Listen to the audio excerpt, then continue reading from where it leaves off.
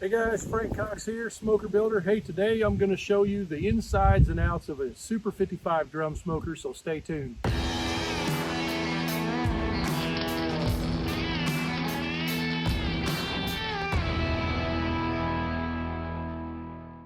Hey guys, I'm back. I'm kind of getting myself together here to show you the insides and outs of a Super 55 drum smoker today. So we've been promoting this product now for over a year. And just so you know, you can get this as a kit, just the parts by itself. You can get this cooker as a kit with a barrel. I'll even pre-drill the barrel for you if you want. And that barrel gets free shipping. You can also just have the whole cooker built by me and done. I'll paint it and everything and they'll ship to you for free. So if you want more details about that, go down in the description of this video. Check that out.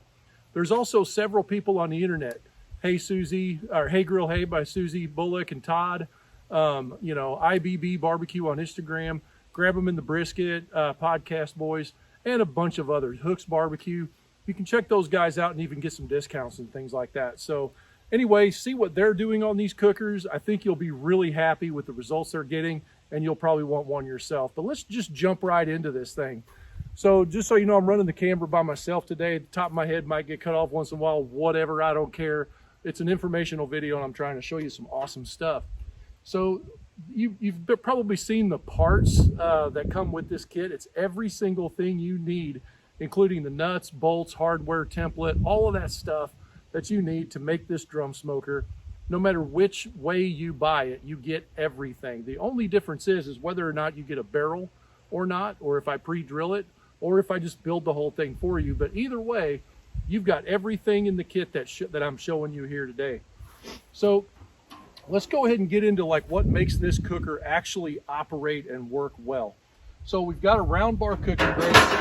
I used to always make laser cut cooking grates. I kind of got away from that because all the flat spots, the flat bars in between, it's basically like a skillet. And what happens is that the bark on your food will stick to that if you don't treat it like a cast iron pan and keep it seasoned real well and stuff like that.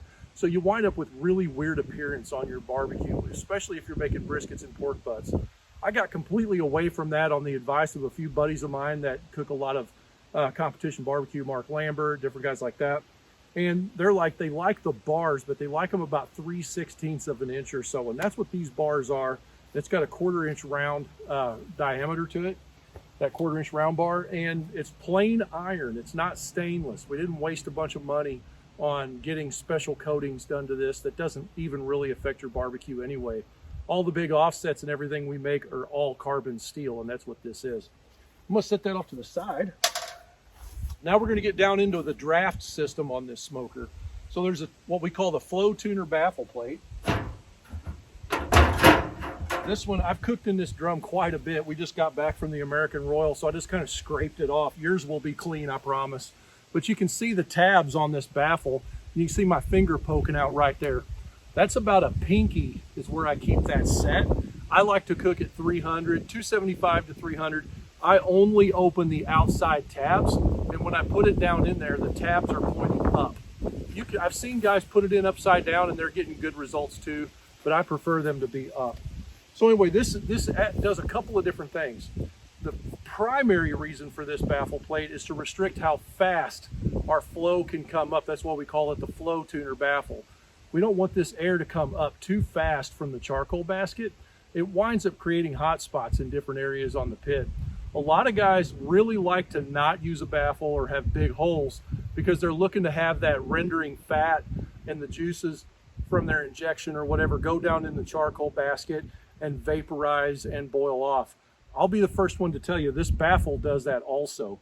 Because of how big this flat surface is in the middle, it's super hot. It's sitting right on top of that charcoal basket, and you'll get that vaporizing flavor right off the top of this. It just won't put your charcoal out, because I've actually had that where it glues the top of the charcoal shut, and then it winds up blocking off air around the coals, and it hurts your temperature, or even puts your fire out.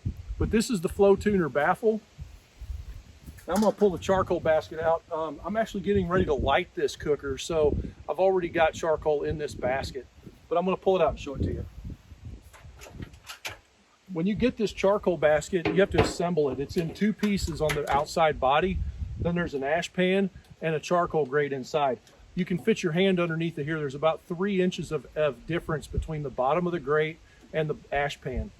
The lip around the ash pan keeps your ash inside the basket, and the holes don't go all the way up to the top because we want to introduce as much air as we can through the bottom of this charcoal and come up.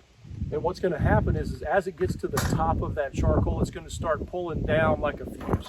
That's what's really important about how this drum works.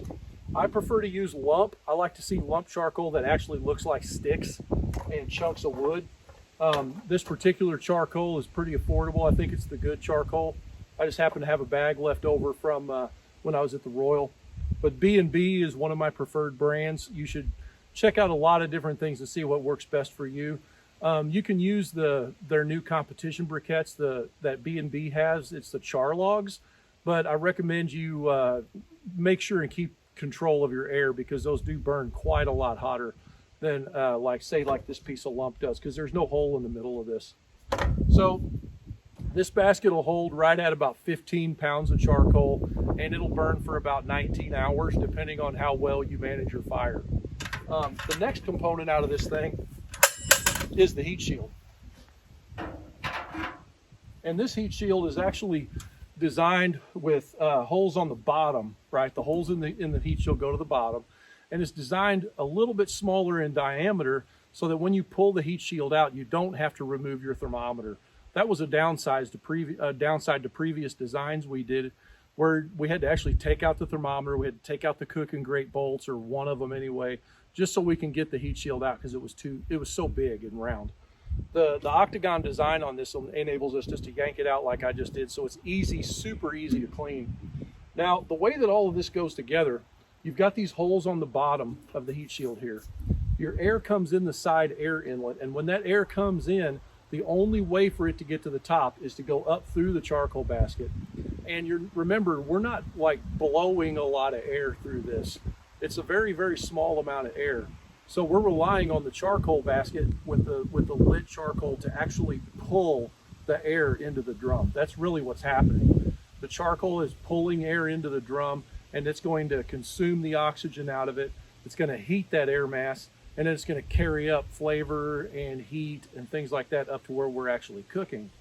Now, one downside to drum smokers that you're always going to run into if you don't have a system, well, this particular system is the only one out there that I really know that does this, but I'll show you here in a minute. You may laugh at me right now, but I'm telling you, this is gospel. It's works awesome. You won't even believe it when you do it on your own drum smoker. So what happens is when you open the lid on a drum smoker, the lid, in order for it to open, it has to pull air in with it.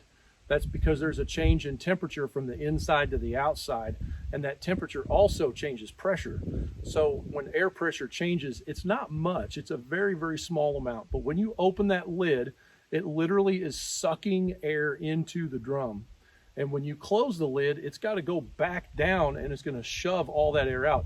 Think about like a billows or a piston in a air compressor or a motor or anything like that.